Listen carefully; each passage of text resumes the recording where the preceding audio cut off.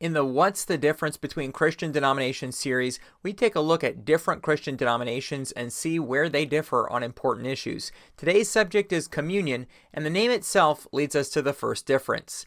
Communion is a pretty commonly accepted title, which comes from the Bible, which says, "The cup of blessing which we bless, is it not the communion of the blood of Christ? The bread which we break, is it not the communion of the body of Christ?" Commonly, too, this may be called Holy Communion. Another common title is the Lord's Supper from 1 Corinthians 11:20 or the Lord's Table from 1 Corinthians 10:21. Eucharist is another title often used, which comes from the Greek word for thanksgiving. In Luke 22:19, the Bible says Jesus took bread and gave thanks in context of the Last Supper. Other terms include Blessed Sacrament, breaking of bread, and sometimes just the sacrament. Or sometimes the name of the liturgical service in which the bread and cup are received is used, such as Mass, Divine Liturgy, Divine Service, or Holy Qurbana. Another difference is whether communion is considered a sacrament, ordinance, or something else. What complicates this is that these two terms aren't always defined the same by everyone. The Catholic Church says sacraments are efficacious signs of grace instituted by Christ and entrusted to the Church, by which divine life is dispensed to us. Pentecostal Bishop Daniel Tomberlin says sacramentalism suggests that God mediates salvific grace through material means. Tomberlin is a Pentecostal that likes the term sacrament, but many other Pentecostals, most Baptists, and many non-denominational churches prefer not to use that term. Ordinance is a common term used instead. Use of ordinance often, but not always, goes hand in hand with a strictly symbolic view of communion, which we'll discuss shortly. So what about the presence of Christ in communion? Christ said, "This is my blood," and "This is my body" at the Last Supper, and different denominations have different ways of explaining Christ's words. The view of the Catholic Church is known as transubstantiation. In this view, the bread and wine change into the body and blood of Christ. The bread and wine cease to exist, but the characteristics of the bread and wine remain. This is viewed as a miraculous transformation where one thing is turned into another in its essential reality, but the accidents or the inessential characteristics of that original thing, such as its shape, taste, color, consistency, and such, remain. Sacramental union is the position held by Lutherans, in which after consecration, Christ's body and blood are present with the elements. That is, unlike transubstantiation, the elements do not change, nor go out of existence. They remain, but Christ's true and real body and blood are also present. A common way to say this is that Christ is actually present in, with, and under the elements. This view also says that the body and blood are not present in a natural manner, but a supernatural manner. This view rejects the idea of substance and accidents that is present in the transubstantiation view. Another position is consubstantiation. Many Lutherans today deny this term. For example, the LCMS Lutheran Encyclopedia says it is falsely charged to Lutheranism and that it means the bread and body form one substance and body and blood are present in a natural manner. Those Lutherans who reject consubstantiation often would say it accepts the substance and accidents view of the Catholic position, which those Lutherans don't accept. This definition is not necessarily held to in practice, as some Lutherans call their position consubstantiation, but don't mean it in that way, and others, like some Anglicans or the New Apostolic Church, also affirm the term consubstantiation, but mean by it nothing more than that the body and blood of Christ are truly present in communion, but the bread and wine are also truly present. For the Orthodox Church, first, there is a full acceptance that the bread and wine become the body and blood of Christ, and sometimes they have also stated that the elements are no longer bread and wine. This sounds quite similar to the doctrine of transubstantiation, and in fact this term has been used by Orthodox churches sometimes, like at the 1672 Synod of Jerusalem. Another term that has been used is that of metausiosis. However, most Orthodox today don't use that term and prefer to simply leave it at the bread and wine change into Christ's body and blood without any attempt of explaining philosophically how this happens. Father John Breck of the Orthodox Church in America says this is the case because of a concern to preserve the mystery from the probings of human reason. Another view is that of spiritual presence, commonly identified with the Presbyterian and Reformed positions. The Westminster Confession of Faith says that worthy receivers eat the visible elements, but also really and indeed feed upon Christ crucified, but also clarifies that Christ's body and blood are really but spiritually present, not corporally or carnally. Some Presbyterians have also clarified the position as saying the recipient receives Christ where he is in heaven, and that his body is locally present in heaven, not on earth during the sacrament. All of these positions just listed would accept their own position being called real presence. However, some Lutherans and Catholics don't really view the spiritual presence position as truly meeting that standard. Other real presence views today that a small number of people would self-identify as holding to include impanation, which is basically that God is made bread in the Eucharist, and receptionism, which says that the consecration changes nothing about the bread and wine, but when they are received by somebody in faith, they also receive the body and blood of Christ. The memorial view is what would be called the lowest view of communion, and it may also be called the symbolic view. Pretty straightforward, this view says that Christ's body and blood is not present in the elements of the Lord's Supper at all.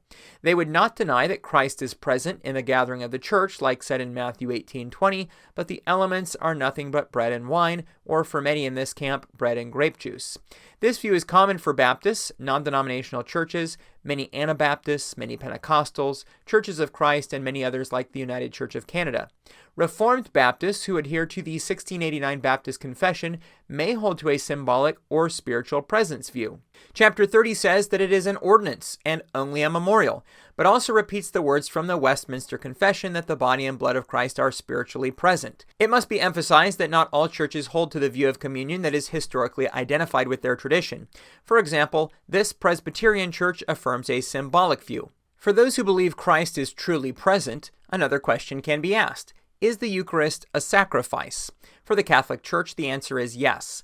The Catechism says, when the Church celebrates the Eucharist, she commemorates Christ's Passover, and it is made present. The sacrifice Christ offered once for all on the cross remains ever present. Notably, the position of the Catholic Church is that Christ is not re-sacrificed again and again, but rather the Mass presents again that one sacrifice of Christ on the cross. The Orthodox Church in America also affirms the Eucharist as a bloodless sacrifice, and Orthodox churches affirm that the sacrifice is propitiatory for the forgiveness of sins. The New Apostolic Church's words of consecration call it the once-brought, eternally valid sacrifice of Jesus Christ. Low Church Anglicans may deny that the Eucharist is a sacrifice, while High Church Anglicans believe that it is. The Lutheran Church Missouri Synod says that they object to the Mass as a propitiatory sacrifice for the living and the dead. In the Apology of the Augsburg Confession, a distinction is made between a propitiatory sacrifice and Eucharistic sacrifice, which does not remit sin but has a purpose of thanksgiving, and in this sense, Lutherans may accept the terminology of sacrifice. The Presbyterian Church USA calls the Eucharist a sacrifice of praise in one of their liturgies. Ligonier Ministries, which is conservative Presbyterian, says, "We come to the Lord's table, covered by the blood of Christ, and partake of his sacrifice for us." For Baptists, Dr. Peter Gentry states the common view on this issue in an article about the Lord's Supper in the Southern Baptist Convention Statement of Faith, saying, "The Lord's Supper is not a new offering of Christ's sacrifice. It is a remembering of the one sacrifice for sin done once for all. Furthermore, there is no idea presented that by a physical participation of the bread and the wine, a person receives saving grace from God." This is the viewpoint held by all churches that have a symbolic view of the Lord's Supper. Communion has two elements, also known as forms, kinds, or species, the bread and cup. This leads to another question. Which of the two should the communicants receive? For the Catholic Church, the teaching is that the body and blood are both present in both bread and wine due to transubstantiation. So receiving one or the other, a person still receives both the body and blood. Because of this, there have been times in history where nearly all Catholic Masses would have communicants only receive the bread, while the priests alone would also have the wine. This is called communion under one kind or under one species.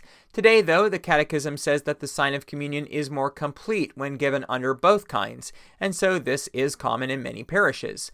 The Catholic Church also forbids the consecration of only one kind. Both are necessary for a valid Eucharist, even if not all communicants receive both. Anglican churches are one of the Protestant groups where one would be most likely to see acceptance of communion under one kind, although it is still only done by exception. One Episcopal church says that taking only the host is a complete communion. For most of the rest of Christianity, communion is required to always be received under both kinds, though some may have exceptions if a person is sick and unable to receive one of the kinds for some reason. Let's now discuss differences that relate to the element of communion called in the Bible the cup or the fruit of the vine. One difference in practice is whether there is a common cup or individual cups. Denominations that are more high church are often more likely to have a communion chalice that the entire congregation may drink from, which has been the historic practice as well. More recently, especially based on concerns about germs, many churches have begun to offer individual cups. The common cup, however, has not been shown to be problematic for germs, and some reference the germ-killing properties of alcohol-containing wine and the antimicrobial qualities of the metal some chalices are made from, such as silver, though the effectiveness of these is disputed. In some churches, a cloth may be used to wipe the cup between communicants. In Orthodoxy, there is a single chalice used which contains the wine. Protestant denominations vary in use of common or individual cups. Individual cups may be reusable glass or disposable plastic. Even if there is a common cup, in larger congregations there may be multiple stations where people can go to receive communion, and thus multiple cups. However, some congregations view it as necessary that there be only one cup, such as a small minority group in Churches of Christ. The contents of the cup, though, are often an even larger controversy. First, most churches use the juice of the grape in the ceremony, whether fermented or unfermented, so we'll begin there. For the Catholic Church, the natural fermentation process must not be prevented, so unfermented grape juice would be valid to use if it was freshly squeezed or frozen, but pasteurized grape juice to prevent fermentation is not. However, this is still done only in exceptional circumstances, so in general, fermented wine is always used. The wine is always to have a little water mixed with it. Many Eastern Orthodox churches put greater restrictions on the wine, such as is stated by the Russian Orthodox Church outside of Russia, which says it must be natural grape wine, pleasant to the taste, red in color, and with no additives or fortifiers. Water is also added to the chalice. The Armenian Apostolic Church and Oriental Orthodox Church uses wine unmixed with water. More high church Protestants often will use wine, some mixed, others unmixed. Some use fortified wine. Most Baptists, Pentecostals, Churches of Christ, and Holiness denominations, and many non-denominational and other low church Protestants used pasteurized, non-alcoholic grape juice in communion. Some do this simply out of tradition, often one that started around the time of the temperance movement, and following that prohibition in the U.S., which gave alcohol a worse reputation, even in religious ceremonies, though its use for that case was still legal. Others, however, especially some Baptists and Churches of Christ, teach that the Bible prohibits the drinking of alcohol altogether, that unfermented juice was used at the Last Supper, and that Jesus did not drink alcohol. For the Church of Jesus Christ of Latter-day Saints, the Book of Mormon says it does not matter what is eaten or drunk, and the element of the cup is simply water. The Great Plains Conference of the United Methodist Church said of those participating in online communion, participants should have bread or crackers available and grape juice if possible. If grape juice isn't available, simply use water. Remember, water was the means of many miracles of Jesus. Especially for things like home or remote communion, some churches have allowed different types of substances to be used. For example, this Presbyterian church's social media post implicitly allowing a cran grape juice cocktail. A post on Reddit in 2022 showed that there are at least some churches in which the cup has been replaced with a grape, in this case combined with the bread on a toothpick. Now, let's turn to the bread. The bread can have different names. It may be called sacramental bread, communion bread, Eucharistic bread, the communion wafer, the lamb, or the host. For Eastern Orthodox churches, the entire loaf of bread is called a prosperon. Catholic canon law requires unleavened bread. It also must be made only of wheat and water and must contain gluten. Eastern Orthodox have leavened bread and have 4 ingredients: wheat flour, yeast, salt, and water. Some Orthodox churches have consecrated gluten-free bread for those with celiac disease, but this is still unusual today. In the Church of the East, the leaven itself, called malka, is a sacrament. Many Protestants also use unleavened bread, but this is not a universal practice. In some traditions, like Methodists, there is quite a bit of variety, and leavened bread is not uncommon.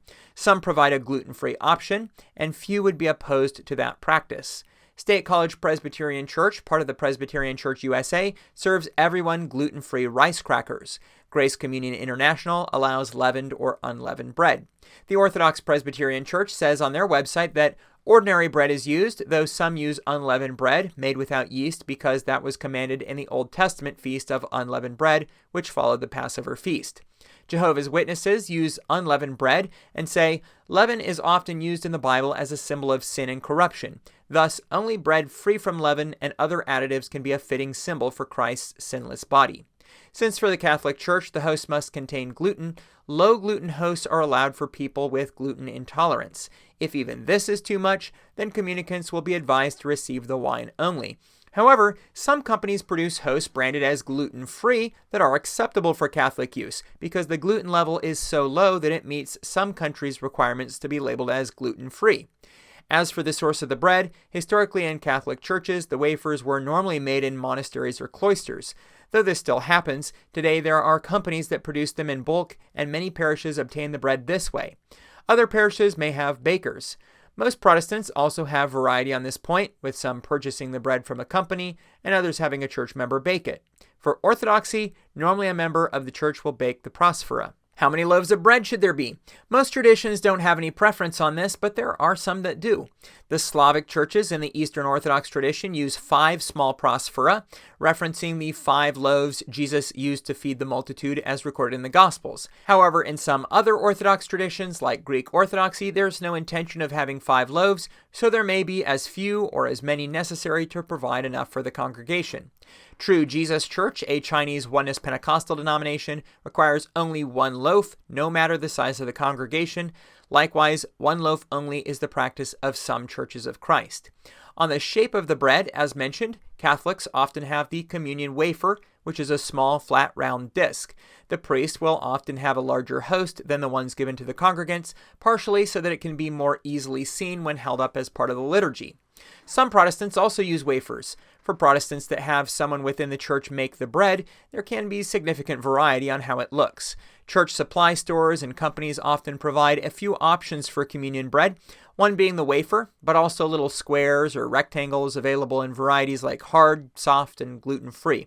Additionally, some churches now use a small plastic pre-filled cup of grape juice with a foil seal that contains a communion wafer, or one that has a piece of communion bread. For Orthodox churches, the prosphoron is a large rounded loaf, or sometimes several smaller ones. Typically, there is a special seal stamped on the bread before it is baked, often with a Greek abbreviation that means Jesus Christ conquers. For many traditions, breaking the bread is also an important part of the service. This may be referred to as the fraction. The 1912 book, The Prayer Book Dictionary, points out 3 types. Imitative, where the minister breaks the bread at the point when he quotes the scripture saying he broke it. The mystical, where the fraction happens sometime after the consecration. And the utilitarian, which is simply practical, breaking the bread into various parts to be distributed. The late Father Gregory Tillett of the British Orthodox Church wrote, "The Coptic liturgy includes a utilitarian fraction in that the body is broken, albeit without any specific rubrics or accompanying words, immediately prior to communion being distributed to the clergy and a laity. In Orthodoxy and many Eastern Catholic churches, the entire prosphoron is not consecrated. Rather, in a process called the proscomedia, a central section is cut out, called the lamb, which is used for the Holy Eucharist. The rest of the bread, unconsecrated, is cut up and distributed following the service, which is blessed bread.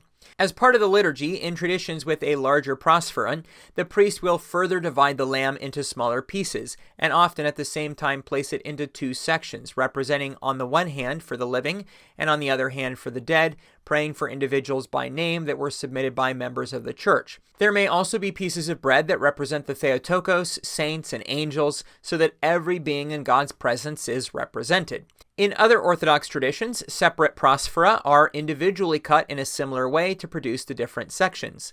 As part of the liturgy of the Mass, Catholic priests break a host. Of course, in any church where only 1 loaf is used, of necessity, it is broken to distribute. We've spent some time talking about the precision many denominations have on what they use for the cup or for the bread, but let's also acknowledge that in practice, there are those who view these as guidelines more than requirements. During the COVID-19 pandemic, people posted on Instagram and Twitter what they were using as communion elements. This woman had grape jelly and potato chips, and this man used a crouton. A church in Chiapas, Mexico uses Coca-Cola for communion, and also many other parts of their services, and a 2005 report from the Inter-Anglican Liturgical Commission did not condone, but reported that churches had used the following as substitutes in the Lord's Supper: rice cakes, round cake, Coca-Cola, Fanta, banana juice, pineapple juice, passion fruit, and raisins boiled in water. This kind of thinking in some cases ends up leading to things like this irreverent meme: Can I consecrate this for communion, which categorizes people in ways like ingredient purists, where the body is made from wheat flour, water, and salt, and the blood from grapes, to radicals, where the body and blood can be any ingredients, and likewise a scale from structure purist to radical. Depending on where someone lands, they may view red wine and communion wafers as what can be consecrated, or maybe tomato juice and cornbread. Despite the lack of reverence, the meme does drive the point home that if there are no rules, things can devolve into chaos quite quickly. However, some denominations are cautiously opening the door to a bit more variety. The United Church of Christ says on their website, "As we grow increasingly aware of the rich cultural diversity of the Church, the use of elements other than bread and wine is becoming an issue for global ecumenical reflection." In this video, I have mentioned any denomination or group that self-identifies as Christian or followers of Christ, even if others view them as unorthodox or even as a cult. This video does not intend to answer the question of who is really a Christian, but rather to show the full depth of differences on the topic of communion by those who practice it. I also have referred to in this video to consecrated bread as bread, and the same with the wine, simply for ease of understanding. However, remember that in some traditions, by the time a communicant receives, it's no longer bread or wine, but the body and blood of Christ. Making videos like this is a lot of work. If you're willing to help me continue my research, visit readytoharvest.com to become a member and watch ad-free videos, see the transcripts, and much more. Make sure to watch the next video, part 2. And if you enjoy these Ready to Harvest videos, consider subscribing to this channel.